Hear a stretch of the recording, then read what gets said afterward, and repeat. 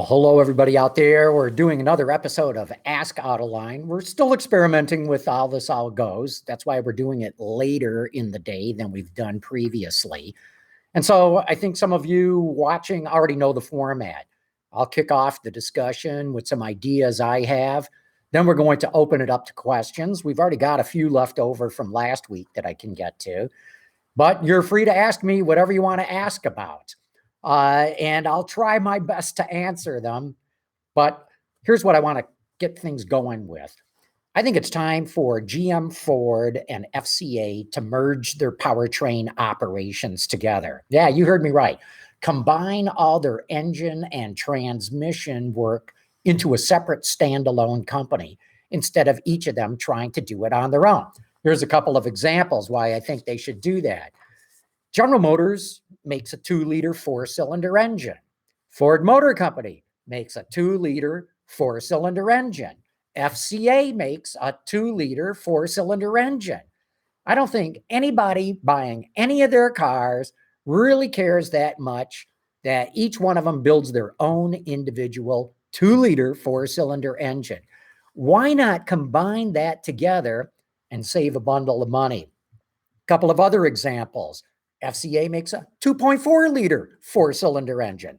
So does General Motors. General Motors even makes a 2.5-liter 4-cylinder engine. So does the Ford Motor Company. They also make all kinds of transmissions that use the same number of gears, automatic and manual. Why not combine that into one? You know, if you're going to do a clean sheet engine in a brand new plant, that's $1 billion investment. Even if it goes into an existing plant, it's $500 million to come up with a new engine or a new transmission. These guys could save billions of dollars. A couple of other things. Like I said, 80 to 90% of the car buying public really doesn't care that much. The only ones who really do care are enthusiasts. So that's why I would say you would want to keep some standalone engines like the LT4 that goes in GM's products, the Hemi engine. FCA has got a terrific brand name in that, or Ford with its own Ecoboost. You'd want to keep them separate. But collaboration is not going to get the job done. Ford and General Motors have already collaborated on doing some automatic transmissions. Really hasn't saved them much of anything. And here's why. Because GM thinks its ideas are the best for the transmission. Ford thinks its ideas are the best. So you have a lot of arguing going on and you have a lot of compromise going on. The better way to do this would be to get all their operations, spin them off as a total standalone company with its own executives, its own board of directors, its own stock. And I think they could save billions of dollars. And like I said, except for some of the high performance engines and maybe the diesels that go into pickups, most people really don't care where their engines come from. So I'm kicking that off as the discussion for today. And Extreme Ways has already responded. He says no. He says that will never happen because of their own ego. And you might be right with that. Ego is the biggest problem. Just look at Trump, LOL, he says. Let's see. Zachary Pernin. Zach, I'm going to do it again. I'm just going to call you Zach. Do you think Tesla will ever make a $35,000 car available? Or do you think it'll be like the Model S, where they made a handful of $50,000 40 kilowatt hour cars and discontinued it? Yeah, that's exactly what I think is going to happen there, Zach. I mean, look, all the studies show, or it's certainly Monroe and Associates, when we had Sandy Monroe here for Autoline After Hours, he said it costs them over $35,000 to build a base car. So they're going to lose money on every base car that they sell. They will build a few of them just to say that they did it, but I think they're going to keep it in very low numbers, and then they're going to get on to building the kinds of cars where they can make some real profit. Let's see. Jimmy Dorf says, Elon says if they made the 35,000 K car now, they would die. Yeah, he's right. I mean, they can't make money on that car. And right now, Elon has promised that he's going to have 2 profitable quarters back to back in the third and fourth quarter. And he's going to have to build cars with fat profit margins to get to that number. And but Cram says, hello, great show. That was great. Extreme Ways is back saying, I was looking forward for a $35,000 Tesla, but my dreams are broke. No, don't say they're broken yet. Like I said, I think Tesla will build a few of those cars, but they're going to be very hard to get. In fact, they're going to be so hard to get, people are going to bid up the price of them, and they're not going to be $35,000. Nbot Karam says, what's the best EV on sale now? Man, that's a difficult one to say. Look, the Model 3 is a pretty good car if you can get your hands on one. The Nissan Leaf is very competent car. The Chevrolet Bolt EV, also very competent. I would say amongst the ones that I've test driven, those are my favorites. But I can't wait to get into the Jaguar I-Pace. I can't wait to get into the Porsche Envision EV. So there's a lot of good EVs that are coming on the way that are just not out right now. Let's see. We've got a few left over from last week that I'd like to get to too. And yeah, man wants to know, what was my opinion on the Ford parts shortage for the F-150? Well, as you guys probably know, Ford was getting magnesium castings from a company called Meridian, and they had a fire in their factory. And if you've ever seen magnesium burn, I can only imagine what that fire was like. But Ford, much to its credit, really pulled out the stops. They flew in machinery from all around the world, and they got production going again in less than 2 weeks. Mercedes was also affected by that fire, and I think they've got production going too. And it shows the resourcefulness of these car companies, that they can suffer a catastrophic disruption in the supply chain, and within less than 2 weeks have things patched up and going again. Not ideal, but it shows the way that they're able to respond to emergencies. Okay, Nbot Kram says, why is the BMW i3 so much with no range? Well, look, it all comes down to sales volume. It costs $1 billion to develop a new car, whether it's a mass production car that you make hundreds of thousands of, or even if you only sell a few tens of thousands of them. But if you only make a few tens of thousands, you got to spread the cost of that $1 billion over them, and that's why they're expensive. And one of the reasons that the i3 doesn't have much range is batteries are still really expensive. As I've talked about on Ask Autoline before, in the Chevrolet Bolt EV alone, the battery pack costs about $12,500. This is why the Leaf, the new one right now, has a shorter range. They put in a smaller battery because it's not as expensive. The key right now is going to be to get those battery costs down. And we just reported on Autoline Daily this morning that solid state batteries, at least from Toyota, are not right around the corner like we were led to believe. A lot of us thought that Toyota would have its solid state battery out around 2020 to 2022. Now, based on an interview that the head of powertrain development at Toyota gave to Wards, they're not going to be ready with their solid state battery until around 2030. And that 2020 number was all about them starting trial development and experimentation and testing with it. So the solid state batteries, which are going to be a whole lot less cost,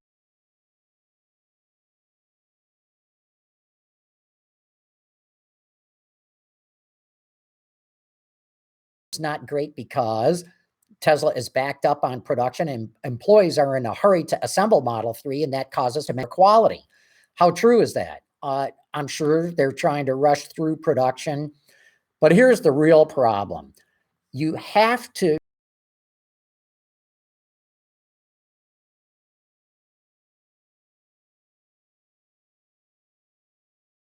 and brand new suppliers shipping brand new parts. It's a recipe for disaster to try and stomp on the pedal and get that into mass production.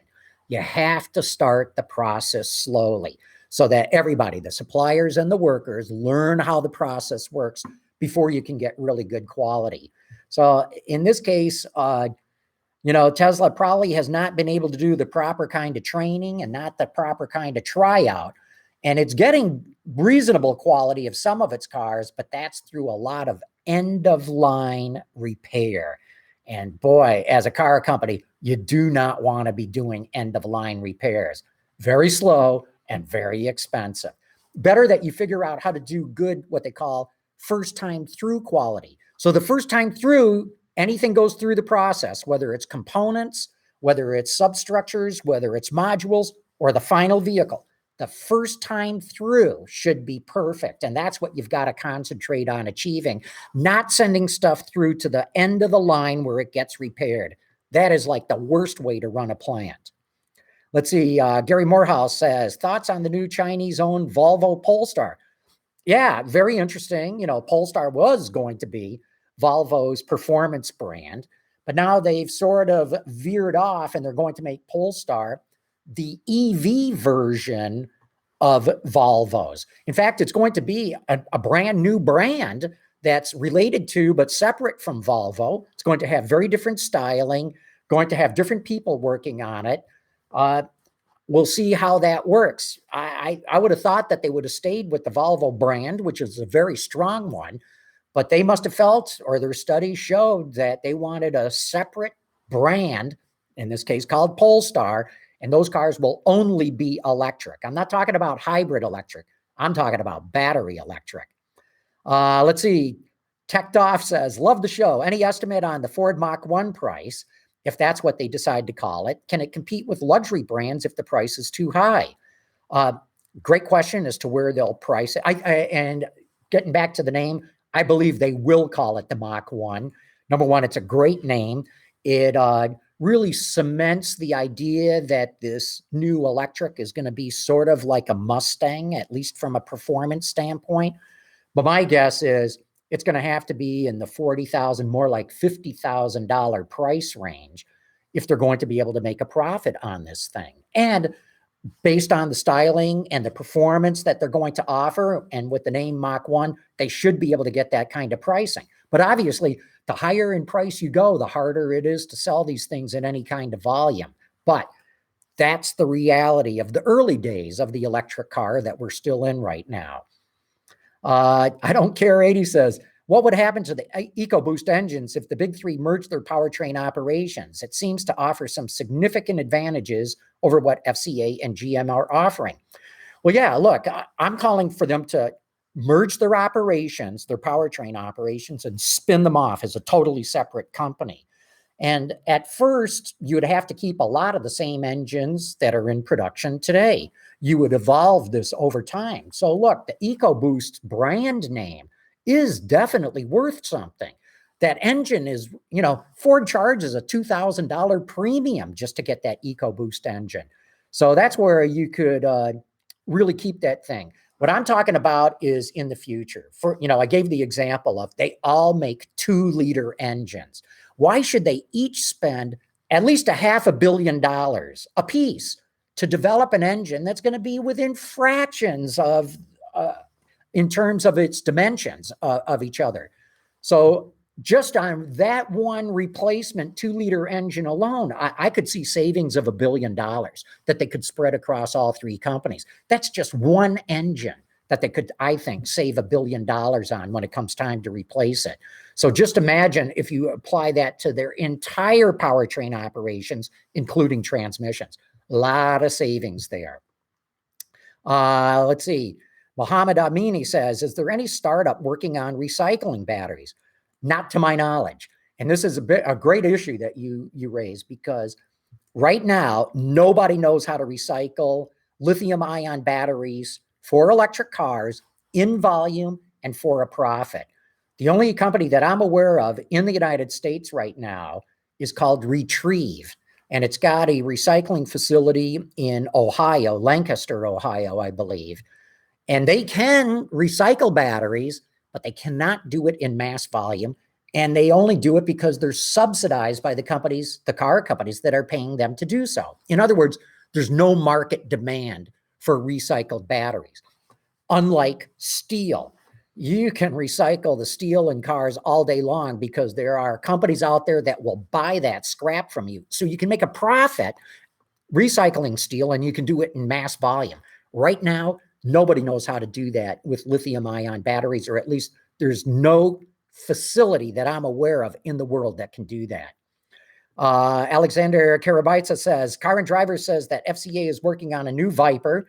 Have you heard anything about this? If it's true, why would they bother, given the disaster that was the previous generation? Good question. The last one was a disaster because it didn't sell. And so they've got to figure out, even if they did everything right, could they sell enough of them to pay for the investment that it's going to take? It certainly would be a great halo for the Dodge brand. And if they can figure it out, you know, and maybe they got to parts bin some stuff from Alfa Romeo and Maserati, possibly even Ferrari, although they no longer are affiliated with Ferrari from a business standpoint. But if they could figure out how to make a profit on a new Viper, I believe that they would go ahead and pull the trigger and do it. Zach is back saying, do you think we'll see a rise of hybrid cars? Today I got offered $2,500 more for my Prius compared to what they offered me just a month ago. I don't think we're going to see a rise in the sale of hybrid cars in the US market. In Europe, it's a different situation because it's $7 a gallon. In Japan, it's a different situation because, again, gasoline's pretty expensive there, around $5 a gallon. But here's where I don't think that sales of hybrid standalone models like the Prius are going to go up in sales, because I think more and more of those buyers are getting into battery electric cars. And so we will see a rise in hybrids only because everybody is going to be, all the automakers are going to be coming out with these 48-volt hybrids. So you can get a 48-volt mild hybrid Jeep Wrangler. You can get a 48-volt mild hybrid Ram pickup truck. So from that standpoint, yes, we're going to see a whole lot more hybrids in the market. But for somebody to walk into a showroom and say, I want a hybrid model, like a Prius or a Honda Insight, I don't think those sales are going to go up. I think they're going to go down. But having said that, like I said, with the mild hybrids, we are going to see a lot more installations. Okay, Jonathan Bergman says, but isn't Polestar a hybrid? The Polestar 1 is, but I thought that what they said is starting in the early 2020s, from that point out, when Polestar becomes its own standalone brand that has nothing to do with Volvo, from that point onwards, after the first car, they're all going to be battery electrics. James Earl Moan says, will Ford do a Lincoln Coupe based on the new Mustang platform? I highly doubt it. And the only reason I say that is, man, passenger car sales going down, coupe sales going down even faster. I would argue that what Lincoln needs more than a coupe is a really well done town car. And I talked about this on Ask Autoline before too. And I mean a real town car, not an $80,000 or $100,000 car. I'm talking about a hand-built $300,000 car. That, I think, would be the halo that really would do something for Lincoln. Joey's Cleaning Lady says, the new 4-cylinder GM full-size truck engine was built just for the truck. Yeah, and that's right. And you can do that because they have so much volume, sales volume in the Silverado.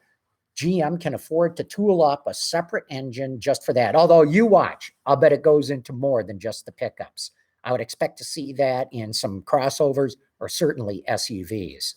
Extreme Way says, what will happen with Lincoln? Look, I think Lincoln is doing okay. They're not going to show any big spurt in sales, at least in the US market, but China is where it's really going to grow. And here's what I really like about what Lincoln's doing right now, and that is its focus on service. They're doing a lot of things right now that is really aimed at pampering buyers. So even if the cars are just reasonably competent, what was going to become the real cachet for owning a Lincoln is they're going to take care of you better than anybody else takes care of their owners. And I think if Lincoln keeps focused on that, it's going to do pretty well for them. Joey's Cleaning Lady says, the new Alpha SUV will have the Ferrari engine. FCA still owns a ton of Ferrari stock. Is that right? I thought that FCA had, or Ferrari had spun off completely from it. Now, I believe the Agnelli family, which is operates under the name of the company Exor. Exor owns a ton of FCA stock and Ferrari stock. But I did not think that FCA owned any Ferrari stock. Look that up, guys. I could be wrong on that. Alexander's back saying, would a reborn Ford Thunderbird be profitable if it were marketed as a Corvette competitor? No, I don't think so. I mean, look, Ford's Corvette competitor is the Ford GT, and they've done a great job with it. And I know it's way more expensive than a Corvette and sold in extremely low volume, but from a brand image standpoint, especially in sports car racing, the GT has done everything it was expected of it. And so I just don't see Ford coming out with a Thunderbird anytime soon. SubGR77 says Cadillac needs a halo car too. They did a real nice concept a few years ago that would be great as a low volume car. And I would agree with you on that. They should have a halo car. But again, I would say if they're going to do it, they need to do it right. And it should be really expensive. Just as I said, Lincoln needs about a $300,000 town car. Cadillac needs something like a $300,000 Brougham or something like that. I mean, a halo car should really be a halo, and it should be something that you can leave in the market for at least a dozen years, only making improvements to it, not spending a whole lot and tooling up a new body or anything like that. But if I were running either of those two brands, that's what I would be looking at. Okay, Nibot is back saying, why no FCA EVs? Well, they've been very clear about this. They can't make money on them. They don't see anytime soon that they're going to make money on them. Sergio Marchioni says that they lose $20,000 on every Fiat 500 EV that they sell. And so they're not going to make them. What FCA is doing is just generating enough ZEV credits, zero emission vehicle credits, so that it doesn't have to pay any fines, at least for the time being. And what FCA has said is it is going to wait until the cost of the batteries and everything else comes down to where they can make a profit on the car, and then they will consider coming out with electrics. But what they've said so far is they are not going to invest money in electric cars only to lose that money. Alexander, one final question. Should PSA bring Peugeot to the U.S., Opel, or both? My prediction is PSA will never bring either cars to the U.S. Look, this is an extraordinarily competitive market, the most competitive market in the world. And all you have to do is look at car prices. You can buy a car in the US way cheaper than you can buy it for in Europe or Japan or China. I'm talking about very comparable car. Pick one car that's sold in every market and compare the prices. It's the cheapest here. It is so bloody competitive here. And now we've got the Chinese about to come in. I think PSA is doing the right thing, focusing on ride sharing. And maybe they can bring a few Peugeots over, or maybe they should be Opels. We can debate that all day long for their ride sharing service. But my guess is it ain't going to happen. Nelson G says, is Buick on the chopping block? Oh, no, not at all. No, Buick's doing pretty well, especially in China. In fact, that's why it was not chopped away during the bankruptcy, is because the automotive team that the Obama administration put together to put GM through bankruptcy looked at the sales numbers and the profit that Buick is earning in China, and they went, okay, you guys get to keep this brand because it's that successful. So I don't see Buick going away at all. Lost in the Curve says, when will EVs overtake internal combustion engines in sales? Well, let's take that one first. He's got a couple of questions. But look, it's going to be a long time. I'm going to predict, after 2040. We're probably looking in the 2040 to the 2050 timeframe where more battery electric cars are sold than cars with internal combustion engines. And the reason I say that is, remember, we're going to have a ton of hybrids and a ton of plug-in hybrids, and they're all going to have an internal combustion engine in them. And that's why I'm saying, and those cars are going to be around a long time to come. And that's why I'm saying well after 2040, before battery electrics surpass sales of cars with internal combustion engines in them. Let's see. SubGR77 says, how's the new Buick wagon selling? I don't know. We don't have sales numbers yet. Remember, GM has stopped reporting sales numbers. There is a way of getting them, and I do have an ability to get those sales numbers. But so far, they have not posted any sales numbers for that wagon. And I'm with you. I'm dying to see how it's going to go. Look, I don't expect to see them sell a lot. I think if they sell 1,000 a month, they'll be doing pretty good. But they're sticking a toe in the water. They're making an investment, because I personally believe that station wagons over time could turn out to be the next big thing in the market. Okay, Michael Ball says, at this point, the Chinese market is already more competitive than the US. Maybe. It's certainly got more car makers in it. I would agree with you on that. But there's going to be a massive shakeout in the Chinese market. Even the government wants it to happen. They don't want as many car companies as they have. So I hear what you're saying. I wouldn't disagree with you. I still think that the U.S. market is more competitive. But you make a really good point, and I'm not going to argue too strenuously with you. Okay, Nibot Karam is back to say, do you see any other manufacturers dropping their car lines and just do pickups and SUVs like Ford? Well, remember, Ford's not dropping all of its cars. They're keeping the Mustang. They're going to have a sort of SUV, sort of crossover version of the Fiesta. And they're only doing this in the U.S. market. Ford is keeping passenger cars in markets in the rest of the world where they sell well, where prices are higher, and where it can make a profit. But to answer your question, yeah, absolutely. I do see other car companies not getting rid of all their cars, but paring back, chopping down the number of models, and they're only going to keep the ones that they can absolutely make a profit on. Any ones that are marginal, they're going to go. Let's see. Techdoff says, do you think all automakers will survive the eventual transformation to an EV market? If not, who will most likely fail? Well, look, we just talked about FCA not doing any EVs, and I understand why they're not doing it. But that is a big risk, because you let others get into the market ahead of you, maybe capture buyers, maybe establish a good reputation for your electric car. So there's going to be some other smaller companies that simply do not have the resources to develop electric vehicles on their own.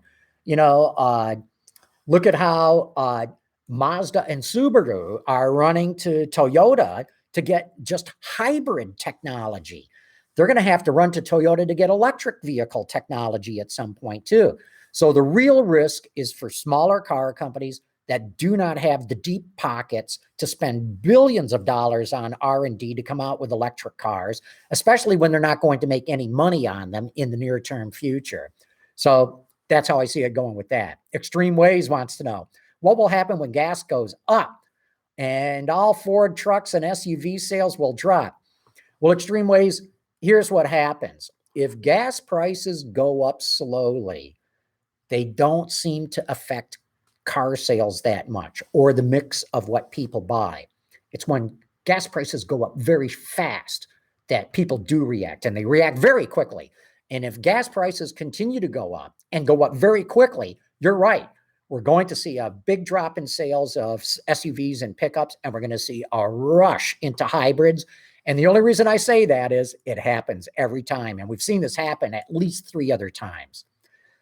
Ken Croteau says, hey, John, so how did you make out with your Fiesta ST test drive last week? Just joined, so sorry if you already discussed it. No, I haven't. And thanks for asking, Ken. Yeah. After last week, I did run out and I bought a Fiesta ST. And I got to tell you, I love it to pieces. Buying a new car, man, it's just the best. Think about that. I get to test drive 100 cars a year. I'm not exaggerating. I test drive 100 cars a year, from the cheapest entry-level cars to some of the most expensive luxury cars. And I have just about anything at my beck and call. And I can't tell you how excited I was to run out and buy my own new car. I really liked it. And one of the reasons I went out and bought it is I needed a new car. And they're giving them away right now. Ever since Ford announced that it's dropping the Fiesta, they're discounting those cars, and they're discounting that Fiesta ST the most of all. So thanks for asking. I love talking about it. Matt, the viewer, says, hi, why did Subaru drop the Turbo XT and replace it with a trim-only sport model? You're talking about the Forester in that question.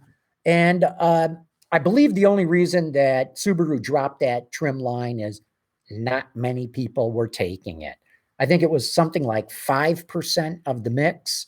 And usually if only 5% of your customers of a given model line, in this case, the Forester, are taking an option, that's generally a signal the market is not that interested. Few hardcore enthusiasts probably interested, but that's why they're going with a sport model. It's probably not as pricey, may not offer the performance, but I bet it sells better. Kula Deluxe says, are diesels completely done in the USA and Europe? In Europe, they're not completely done, but they're going to die a long, slow death. In the US, they're dead in passenger cars, but in pickup trucks, they are going gangbusters. In fact, you know, the sales of diesels in trucks is about the same as all hybrid and plug-in hybrid and battery electric sales combined. Both are about the same. And the diesel sales are going to continue to go up because Ford's coming out with a new diesel that it's putting in the F-150, not just its Super Duty trucks. And General Motors is coming out with an inline 6 diesel that it's going to put in its pickups. So I think we're going to see diesel sales go up even more. So to answer your question, for passenger cars, not so good in either Europe or the US, but with pickup trucks, I think that the future looks pretty good for diesels. Nelver A says, you have such a great show. Thank you for that comment. I like that. I think you're the first one that does this live stream on YouTube, and it's amazing. I watch you every time I can. Keep up the great work. I'm going to try, man. You know, I love sharing my knowledge. And look, I'm not trying to pawn myself off as the smartest guy, but you know our shows. We've got Autoline This Week and Autoline After Hours, and we go to all kinds of car shows and industry conferences. So I get to interview the smartest people in the industry, and that's all I'm doing is sharing the knowledge that I picked up. But I'm pleased to be able to share it with all of you. Extreme Ways was, how much was the Fiesta? Okay, I got it out the door, taxes and title, for $19,000. So that means the price of the vehicle was about $17,800, but that was in Michigan. You look around online, because I did. I saw a Fiesta ST in Maryland, and I can't remember the name of the dealer off the top of my head, but it was $15,700. You can get them if you're in the right state. And I tried to buy it. I told the people in Maryland I'd get on a plane and fly. I got a lot of frequent flyer miles. I'd get on a plane and fly to Maryland and buy it. They would not sell it to me. They said, oh, no, this is only for Maryland residents. So I don't know. I think if you shop around, you can get an ST a lot cheaper than what I paid for it, even though I got to tell you, I'm very satisfied with the price I paid. Viral third, I'm having a hard time reading these names. He says, wait, did you get a Fiesta ST? Yes, I got a Fiesta ST. Let's see. Joey says, have you seen the downside of producing batteries for EV cars? Its cobalt component is a health hazard to people in its mining sources. Yeah, cobalt's not good, but guess what? Every car today has a lead acid battery in it, and lead is just as bad, and so is the mining, and the recycling can be dangerous if it's not done properly. So let's not jump too much down the throat of EV batteries and cobalt. The real issue is the price of cobalt, which is skyrocketing because most of it comes from the Congo in Africa, and they have this nasty thing called a full raging war going on, and that's driving up the price of cobalt along with the demand for it. Let's see. Oquin Blount says, will Toyota ever update the Sequoia? Love the show, by the way. Thank you for that comment. Yeah, of course they will update the Sequoia. But again, as I've been talking about, if a vehicle sells in low volume, I mean, nobody these days is going to just say, oh, bag it all, let's just do a new one. No, they're going to say, we have to sell the old one until it pays off all the tooling. We have to make a return on this money we invested. We can't just take a match and light it to that money. So yeah, they'll do a new Sequoia at some point, I believe. Michael Ball says, look up Tony Seba. He believes, along with others, that autonomous cars will be winning out as early as the 2020s. The autonomous companies, Uber and Google, are insisting on EVs for lower running costs. And yeah, I agree. EVs will have lower operating costs overall. but you have to pay a big upfront cost to overcome that. And then you have to own the vehicle for a long time to recoup that cost. Fleet companies like Uber, like Lyft, like Maven, and others that are looking into this will happily pay that upfront cost because all they care about is the cost per mile. And they know that overall, they'll get a return on those vehicles. So they're more willing to pay a big fat price up front, knowing that they're going to save money in the long run. But most consumers, boy, that's a hard sell to say, oh, pay a whole lot more money up front. They don't do that. And getting back to the question on AVs, I think autonomous cars will catch on faster than most people think. The Pillow Mafia says, do they sell GM cars in Europe? They do, but all they're selling right now are things like Corvettes, Camaros, Escalades, and Suburbans. That's pretty much it, and because that's what Europeans will buy. Joey says, any update on the newly redesigned Highlander? Nope, sorry, Joe, I don't have any info on that. Let's see, Techtoff says, do you think the Detroit Auto Show will survive with the recent pullouts of additional automakers? Will more automakers pull out in favor of events like CES? Yeah, the Detroit show will survive. Clearly, it's going to be a smaller show than what it's been in the past. I wouldn't be surprised if some others drop out. However, I wouldn't be surprised to see other companies coming into the show, especially from China. Who knows? It's entirely possible that Chinese automakers will make up for the dropout in other companies. And you will no doubt see more automakers exhibit at CES and unveil cars there, provided those cars are demonstrating some sort of new technology, because after all, that's what the CES show is all about. James Earl Moans, I love that title, says, how likely is it that Ed Welburn will pop up as the lead designer for one of the Chinese startups? No way. I don't think Ed would do it. He might consult. And in fact, it wouldn't surprise me if he's doing some consulting for Chinese or other tech startups, but show up as the head of design there?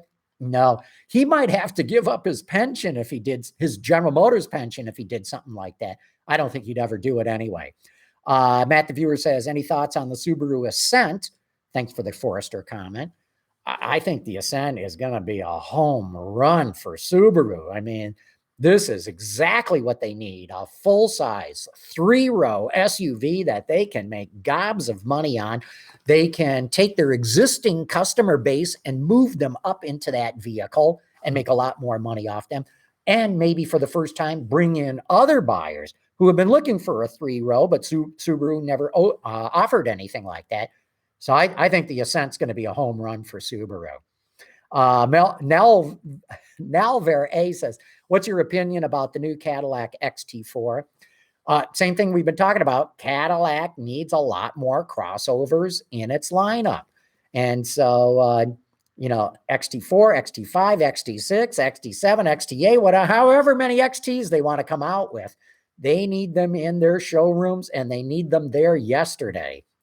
Kula Deluxe says, do you see the average vehicle shedding much weight in the next 10 years? No question about it. Lightweighting continues to be one of the driving forces in engineering and vehicle development today. I'm super impressed by how each new iteration of a car turns out to be hundreds of pounds lighter than the one it replaced. And a lot of this is being achieved through much more clever engineering. Not just going to lighter weight materials like aluminum and magnesium and carbon fiber and whatever, but just coming up with much better design. If you look at the cross-section of parts of a car, they can be very fat and inefficient, or they can be very tight and very efficient. And it takes a lot of engineering iterations, that is continuous redesign of a product, to find the absolute optimum. And we're seeing engineers spending that kind of time. And there's incredible software out there right now that helps them get to a solution much faster. And so, yeah, we're going to see lightweighting remain as a main driver for a long time to come. Sap City says, do you think the Chinese can make a truck for the American market? Say 5 years, is it good enough to sell? Can they make a truck good enough? I have no question they can. Will it sell? I don't think they have a snowball's chance. I mean, look, Toyota's been doing the Tundra for years. It sells okay. Nissan's been doing the Titan for a decade or whatever. It sells not even okay. Honda tried it with the Ridgeline. Sales are sinking like a rock. I mean, the most loyal buyers, at least in the American market, are pickup truck buyers. And you've seen the bumper stickers. I'd rather push a Ford than drive a Chevy. I mean, that's the kind of loyalty that you have in that segment. And so even as good as Toyota is, as good as Honda and Nissan have been at developing their trucks, they've done okay, but that's about it. And that's why I'm saying I don't think the Chinese would have a snowball's chance. Lost in the Curve says, we don't need car rental companies getting into the ride-sharing hailing services. Why don't the car rental companies get into the ride-sharing and hailing services? They're missing the boat. They've tried. In fact, I've interviewed the people at Hertz and Avis, and here's the problem. Here's why ride sharing works for Uber and Lyft. They don't own the cars. It's the drivers who own the cars. So the drivers own the asset. With Hertz and Avis, it's completely different. They own the asset. And so now they've got to cover the cost of owning that car, plus offering it up for a service, which they do anyway when you rent them. And so what they have found is they could not make any money at it. And that's why, even though they've tried, they failed miserably at it. Okay, we're going to wrap this up. Want to thank you all for tuning in to Ask Autoline. It's a lot of fun doing this show. Let us know what you think about it. And we're going to do the next one on June 4th at noon. We're going to try the time again. Again, like I said, we're still experimenting with this format. But thank you for having tuned. And this is John McElroy signing out for Ask Autoline.